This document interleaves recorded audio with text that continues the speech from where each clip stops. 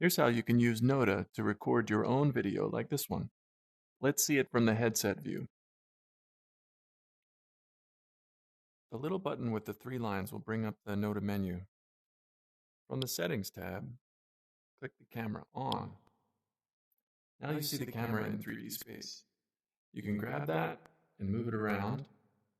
You can also flip it to see yourself. You'll notice an echo. That's the microphone audio being looped so that it can be heard on the recorded video. When you're ready to start recording, click the record button. You can also change to a first-person perspective so that you can track from your headset with a smooth view.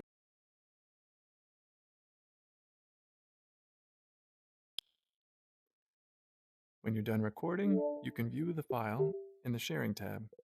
Shows the most recent recordings. Here's the one we just recorded from the headset. From here, you can sync with the mobile app.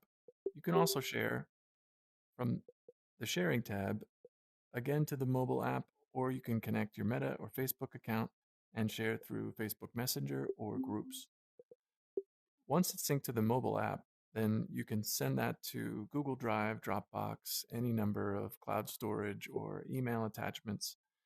It's pretty convenient to get this file off the mobile device and into video editing software or directly just to upload to YouTube. So that's how you can record a video inside of Noda to show off your creations, walk people through some complex set of ideas, and get them out of the headset and into the world.